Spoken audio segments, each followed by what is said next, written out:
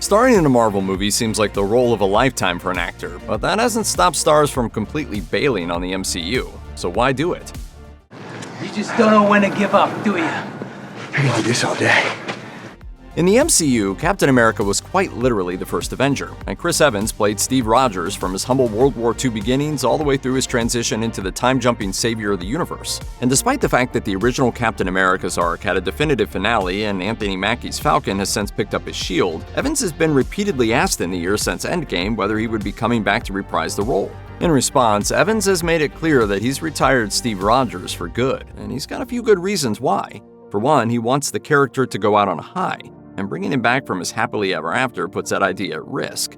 On top of that, he wanted to pursue other acting opportunities, and he's pretty tired of doing the intense work it took to keep up that super soldier physique. The fact that some of Evans' fellow OG Avengers actors either never went away or are at least returning for Avengers Doomsday really stirred the pot regarding a potential Steve Rogers resurgence. But we're not optimistic.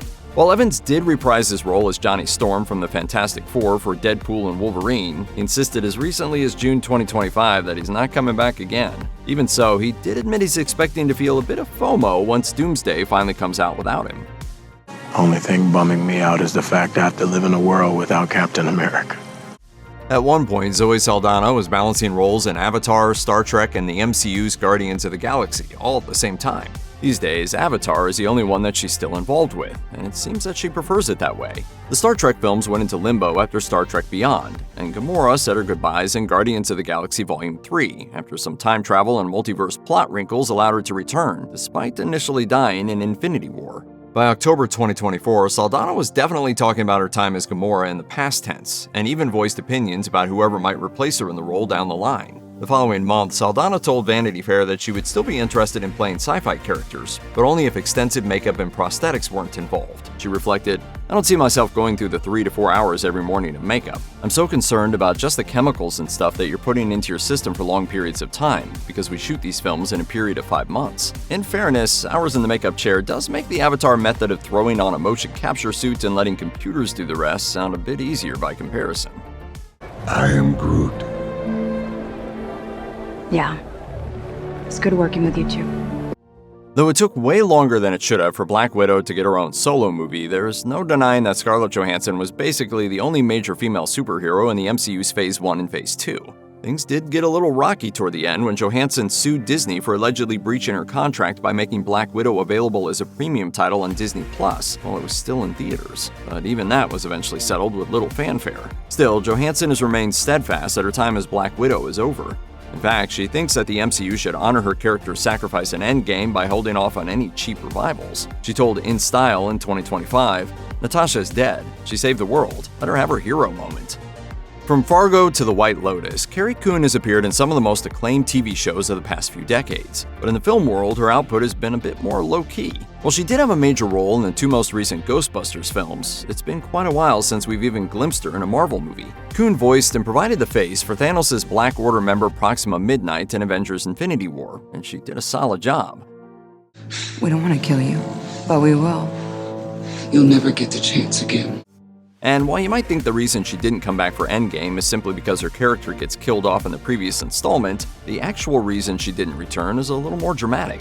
We do see an alternate timeline version of Proxima briefly in Avengers Endgame, but she doesn't say anything, so Coon's services weren't necessary. Coon initially claimed that she couldn't come back due to a conflict, but it turns out it wasn't a scheduling issue. Coon's husband, actor Tracy Letts, later claimed on the Playlist podcast that she had actually asked for a raise after seeing how much money Infinity War made, which Marvel declined. So she walked instead. And while she did voice Proxima for a 2021 episode of What If, it's possible her part was already recorded before the Endgame pay issue even surfaced. Few of the MCU's solo movies are truly solo movies, and the Ant-Man franchise proved that wholly. In fact, Evangeline Lilly's Hope Van Dyne became so important after donning the Wasp costume that the entire series was renamed Ant-Man and the Wasp. But despite the Wasp becoming one of the MCU's headlining characters, Lilly hung up her wings after Quantumania. In fact, as of summer 2025, she hasn't acted in film or TV at all since that movie came out. We probably should have seen that coming. In June 2024, Lilly shared an old video of herself on the set of Lost, where she stated her long-term goals as an actor. Ideally, 10 years from now, I'd like to be a retired actress. She went on to explain that she'd hope to go on to raise a family and do more philanthropic work. both of which she has successfully done. In that same post, she pretty much announced that she'd retired from acting. And while she threw a "for now" in there to leave the door slightly ajar, we doubt she'll ever play the Wasp again. When he joined the Ant-Man cast, Michael Douglas was quite a heavy hitter for the MCU, particularly considering Ant-Man was intentionally on the sillier side. He played Hank Pym, who, with his hero days behind him, was prepping to pass the torch to Scott Lang as the new Ant-Man. It wasn't the first time that an A-list acting veteran entered the MCU fray, but most of the other examples were one-film affairs. Douglas, on the other hand, came back for both Ant-Man sequels and Endgame. Speaking with Deadline in May 2025, the actor noted that he had a great time in the MCU, but he probably wasn't coming back. I don't think so, no. He said, "I'm enjoying my hiatus and enjoying my life. It was overwhelming running the production company and acting at the same time." At the time of the interview, most of his recent film acting credits were MCU movies, though he also starred in the title role of the 2024 Apple TV miniseries Franklin. Notably, IMDb says he's got a few things in the works, so that hiatus may have since come to an end. If you think I'm evil, well, just wait till you meet my variants. Once Thanos was finally dispatched in Endgame, everyone wondered who the next universe-threatening big bad would be. Beginning with Ant-Man and the Wasp: Quantumania and continuing into Season 2 of Loki, the tracks were being laid for Jonathan Majors' Kang the Conqueror to be the next big bad, but that didn't go as planned. In December 2023, Majors was found guilty of harassment and assault against his ex-girlfriend. He was arrested for the charges the previous March, causing Disney and Marvel to pause their future plans for Kang until Majors' trial played out. But after the conviction, Marvel quickly announced that Majors had been officially fired from the MCU. So the upcoming MCU movies had to be completely restructured, and Avengers: The Kang Dynasty was scrapped and replaced with Avengers: Doomsday. Raiva, muito ruim.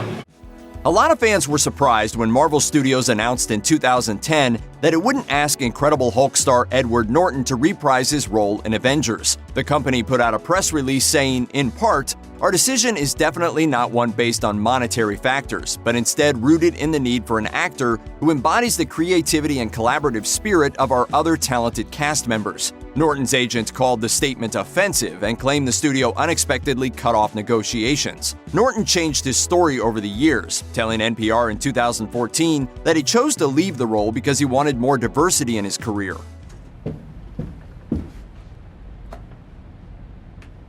What's the problem? Before 2010, there was already bad blood between Norton and Marvel. Norton signed on to the lead in The Incredible Hulk under the condition that he could rewrite Zach Penn's script. Marvel agreed, and while Norton's added scenes were filmed, most were cut before release. 2 months before the movie's premiere, Entertainment Weekly reported Norton was refusing to do press for the film, and the break with Marvel still appears to be on Norton's mind. In July 2018, just over a decade after Incredible Hulk's release, he took a swipe at Marvel during Comedy Central's roast of Bruce Willis, using his turn at the podium to say, "I tried to be like Willis. I did a big action movie called The Incredible Hulk. You know what went wrong? I wanted a better script." According to Terrence Howard, the sole reason he didn't get to reprise his role as James Rhodes in Iron Man 2 and Beyond is simple: money.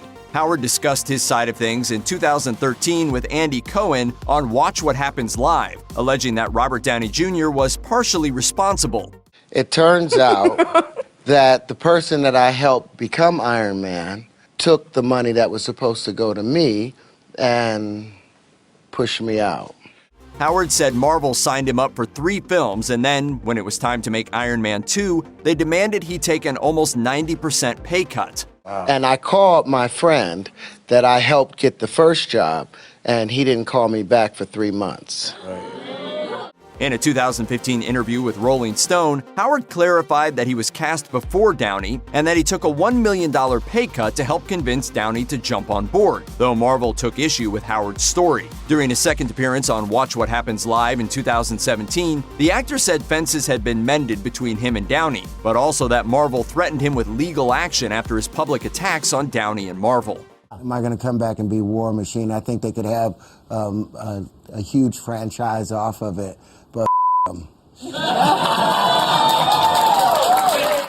While 2017's Thor Ragnarok was unquestionably a hit, one event in the film left fans furious. When Hela arrives on Asgard, she immediately murders 2 of the famous Warriors 3, Volstagg and Fandral.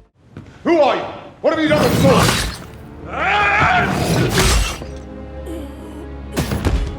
Hogun the Grim at least gets a few lines of dialogue and a bit of a tussle with Hela before she kills him. Kevin Feige addressed the reason in a November 2017 junket press conference. Feige said the filmmakers wanted to make sure the audience saw Hela as a real threat. He explained, "The Warriors 3 had noble ends, mainly to serve the arrival of Hela." The following month at the Heroes and Villains Fan Fest in San Jose, California, Levi admitted to fans that he was disappointed not only with leaving the MCU, but that Fandrel's final words were left on the cutting room floor. According to Levi, the way the scene was originally shot, the swashbuckling ladies' man charged Hela crying "for Asgard" before dying. While the Red Skull does appear in Avengers Infinity War, that wasn't actually Hugo Weaving under all those prosthetics. It was The Walking Dead's Ross Marquand who replaced Weaving for the third Avengers film. While Weaving had signed a multi-picture deal with Marvel Studios, he decided he didn't want to return after Captain America: The First Avenger, and told Collider he wasn't concerned about Marvel muscling him into fulfilling his contract. He said, "I would be obliged to if they forced me to, but they wouldn't want to force someone to do it if they didn't want to." Unlike Terrence Howard, there aren't any reports of Weaving harboring any harsh feelings toward Marvel. Rather, he simply wanted to turn his attention away from blockbusters. Weaving told Collider, "I think I've done my dash with that sort of film. It was good to do it and try it out, but to be honest, it's not the sort of film I seek out and am excited by." For a long time after Captain America: The First Avenger, the only blockbuster films Weaving had been a part of was his return as Elrond in the first and third Hobbit movies, and even in those films, his screen time was relatively short.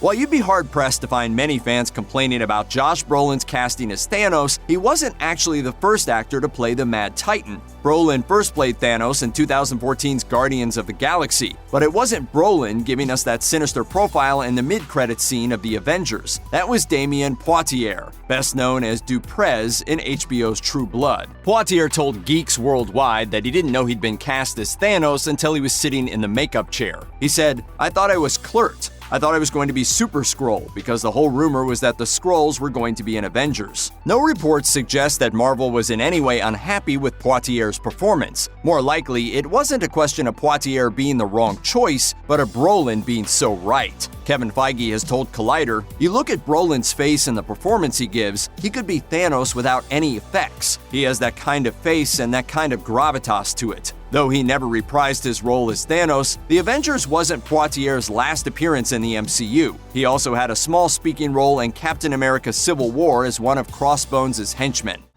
Drop it. Or I'll drop this. Drop it! Gwyneth Paltrow returned to Marvel for a cameo as Pepper Potts in the final few minutes of 2017's Spider-Man: Homecoming. Though brief, it was an important moment, as she had been MIA since 2013's Iron Man 3, and the future of the character's relationship with Tony Stark had come into question in 2016's Captain America: Civil War. With her appearance in Avengers Infinity War, it seemed like Paltrow had made a fully fledged return to the franchise. In September 2018, however, Super Bro Movies reported that Paltrow would reprise the role of Pepper Potts once more in 2019's Spider-Man: Far From Home, a report that shortly after turned out to be untrue. Paltrow told Variety that the highly anticipated Avengers Endgame will be her final appearance in the Marvel Cinematic Universe. Paltrow didn't give too in-depth a reason for her departure, saying only, I'm a bit old to be in the suit and all that at this point." Sadly, Aaron Taylor Johnson's Quicksilver didn't survive 2015's Avengers: Age of Ultron. You didn't see that coming. His death came as a surprise to many fans who were quick to speculate that the motivation to kill the character had something to do with Evan Peters being introduced as Quicksilver in the previous year's X-Men: Days of Future Past, long before Disney acquired Fox. Speaking to MTV in May 2015, Kevin Feige said Fox's Quicksilver had nothing to do with the decision. He said, "Quicksilver's death adds stakes to the ending of the film, to show repercussions to Ultron's actions, and also in a way to solidify Scarlet Witch's character and Wanda's arc in the movie, and where we'll see her in the next films." Feige went on to say Quicksilver died in every draft of the script. In 2016, while promoting another movie, Taylor Johnson echoed Feige and said Age of Ultron writer-director Joss Whedon was lulling the audience into a false sense of security and playing with the widespread fan belief that it would be Hawkeye who didn't survive the film. But Taylor Johnson had a slightly different story to tell while talking to Cinema Blend in 2015. While he did say the plan was always for Quicksilver to die, he also admitted there was a costume designed for him if his character were to survive, and that it was, in his words, really cool. Oh well. Keep up, old man. Nobody would know. Nobody.